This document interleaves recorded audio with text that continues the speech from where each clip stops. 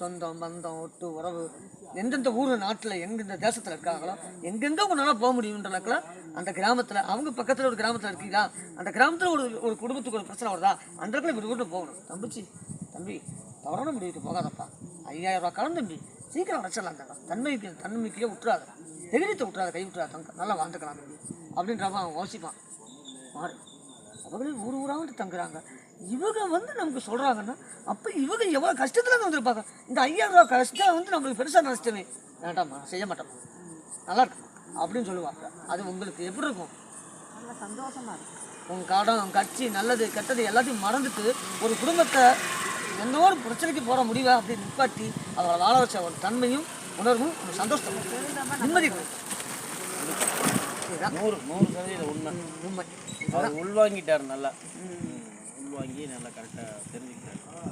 இதுதான் நீங்கள் தெரியும், ரொம்ப கஷ்டப்பட்டிருக்கு. அதாவது இன்னைக்கு பணம் காசு கொடுக்காம இன்னைக்கு நீங்கள் நம்ம செய்கிற விழிப்புணர்வு 4 குடும்பத்தை காப்பாற்றுது. இனிமேல் கடன் வாங்காதீங்க அப்படின்ற ஒரு விஷயத்த சொல்லித்தர்றது மட்டும் இல்லாமல் மக்களுடைய பிரச்சனை எப்படி வாழணுன்றதை சொல்லித்தர்றதுக்கு இன்னைக்கு ஆள் கிடையாது. இன்னைக்கு அரசாங்கமும் அப்படித்தான் இருக்குது.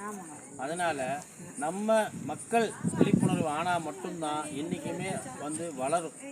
அதை முதல்ல தெரிஞ்சுக்கிட்டு நம்ம குடும்பத்தை வளர்த்தணும், அதுக்கப்புறம் நாட்டையும் வளர்க்கணும். சரிங்களா? இது உங்களுக்கு ஒரு மனநிறைவாக இருக்கும்.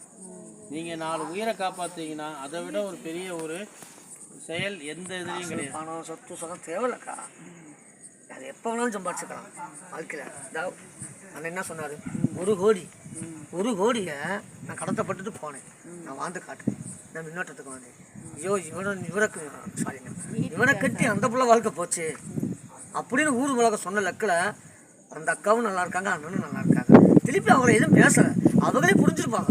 பரவாயில்லையே அண்ணாக்கா, நம்ம ஒரு காலத்தில் எப்படி பேசணும் அப்படின்றது தான். அதை நான் எதுக்கு சொல்ல வரேன்னா, நான் வாழ்க்கையில் ரொம்ப கஷ்டப்பட்டுருக்கேன். எங்கள் அப்பா ஒரு ஆள் எங்களுக்கு வாழ்க்கையில் ரொம்ப உதாரணமான ஆள். எங்கள் அப்பா குடிகாரர் தான். குடித்தாலும் குடும்பத்துக்கு என்ன தேவைன்றதை அத்தனையும் செய்வார். அப்படி இருந்த ஒரு திடுப்புன்னு ஒரு குடினால ஈரக்குலையெல்லாம் வெந்து இறந்துட்டார். இந்த ஊரில் தான் இறந்ததுலேருந்து அப்புறம் பார்த்துங்க.